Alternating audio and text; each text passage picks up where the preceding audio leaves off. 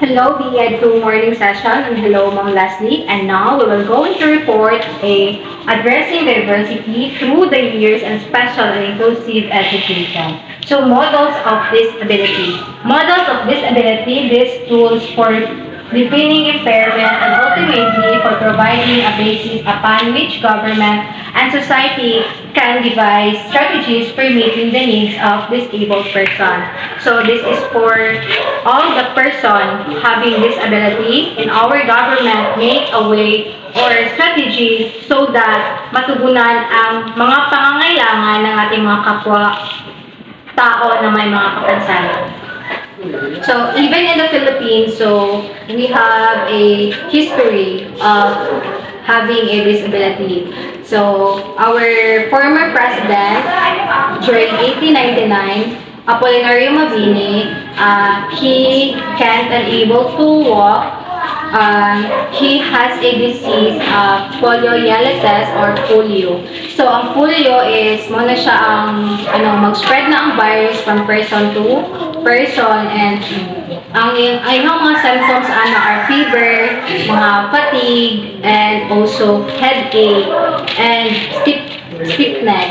And also, ang poliomyelitis is parang can't move the parts of your body, and parang kakainin ng virus ang mga bone mo para so that ma-paralyze ka. So, the model of disability have a part. So, number one is letter A, so the moral religious model. So, this period saw the church as one of the most influential figures in Europe. So, the idea of God as an all-powered being was so strong, and man's consciousness that is affected the way society treated PWDs at the time. And parents who born children with disabilities were seen from within a spectrum were on one end. Having disability was a punishment from God. So, during that period, so ang most influential figures in Europe is the church. And also, the man conscious, it affected the way society treated PWD or person with disabilities during that time. And also, parents who born yung mga babae na nag-anak ng mga bata na may mga disability. So, it is within from a spectrum, we're on one end. So, disability was also a punishment from God. So, the second is the biomedical individual model. So, it focuses also on pathology and impairment which describe disability as a consequence of a health condition and disease or injury, trauma that can disrupt the functioning of a person in a physiological or cognitive way, and it is focused the causes and effects of diseases, especially the branch of medicine that deals with the laboratory examinations of the consequence of a health condition. So look at these pictures. This is the individual. So as you can see, there have a tao, and then ang nakakonect sa iya is problem. So it describe that people or the individual we facing different problems. Parang ang problema ay hindi na talaga yan mawawala sa atin. So the functional rehabilitation model focus on the belief that if the person with a disability makes an effort and works with rehabilitation service, they can overcome this disability. And it focus also the belief of a person having a disability so that they can work hard or so that they can survive of their physical problems. The social model. So the social model is he may not have been raised intentionally, but constantly interactions with others of a particular culture can strongly influence a person's way of life. So, for example, a Filipino born and raised in the United States who comes to the Philippines would most likely act more American than Filipino. So, this is look other example. So the social model of disability is The society is barrier. So, ang sa society is yung problems yung barrier, and then the social barriers have three parts, which is attitudes, environment, and organization. So ang attitude is belong na siya sa pag-uugali ng isang tao, kung ano yung pag-uugali ng isang tao. But all of us, we have different attitudes. And next is environment, kung ano yung nasa paligid natin. For example, as a building, mga languages, and services. And also the organization is practice. Kung ano yung mga organization na nasa paligid natin.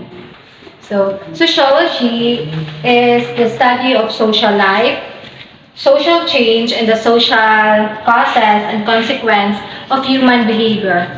So, ang sociology, yan po ang nag-aaral kung ano yung mga status sa buhay ng isang tao, o kung paano rin siya nagbabago, at kung ano rin ang mga sanhi na yan, at kung ano-ano talaga ang mga ugali ng mga tao na meron tayong lahat.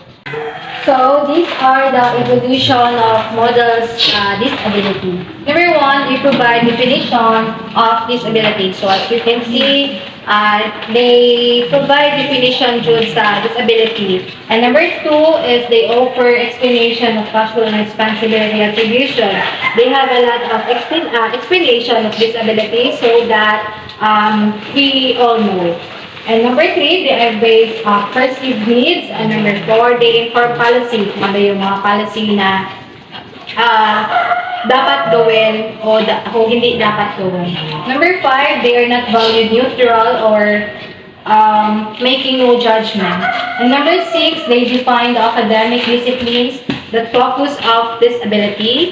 And number seven, they shape the self-identity of PWDs and how it feels shape their beliefs, relationships, and place in this community. And number eight, they can provide insight on how prejudice and discrimination. Rights-based model and twin-track approach is a frame that bears similarities with the social model. Rights-based model rests on the human rights principles of non-discrimination and equality. Twin-track approach making system-level changes that enable all learners to be included in the mainstream classroom. So, when you say rights-based model, ito ay pagkapantay-pantay ng mga tao or estudyante. So, there are four key factors directly involved in such a model. First, the government as duty bearers. Second, the child as the right holders. The third, the parents not only as duty bearers, but also as representative of the child. And fourth, the teachers both as rights holders and duty bearers. When we say bearers, a person or things that carries or holds something. So parang yung parents natin is yung mga kabataan, parang sila yung naggagabay or something like that. What is special education? It's provided at no cost to parents and includes the related services a student needs to assess his educational program. When we say inclusion in education involves, as a future educator, we need to promote the inclusion in our classroom because this is to require providing a range of material and activities that supports all students' learning styles. So, for example, number one, provide students with a sense of belonging. Number two, offer an open and welcoming environment. Number three, encourage participation. Number four, promote active learning. Philippine laws for PWDs, and BP 344/1983, an act to enhance the mobility of disabled persons by requiring certain buildings, institutions, establishments, and public utilities to install facilities and other devices. So second, RA 7277/1992. This act provides for the rehabilitation, self-development, and self-reliance of disabled persons and their integration into the mainstream of society. And third, Administrative Order 35/2022. It is authorizes the grant of a one-time service recognition incentive SRI for year 2022 at uniform amount not exceeding 20,000 pesos for each qualified government employee. Institution or organization with the same respect, dignity, and fairness, regardless of their background, characteristics, or abilities, its intention recognize anticipating the inherent work and potential of each person involved. And so next, letter B, increasing the participation of students in the reducing the exclusion from the cultures, curriculum, and communities of local school. So, to increase student participation and reduce the extension from the culture, curriculum, and communities of local school, it's important to create an inclusive and welcoming environment, insurance that culture curriculum reflects the diversity. And letter C,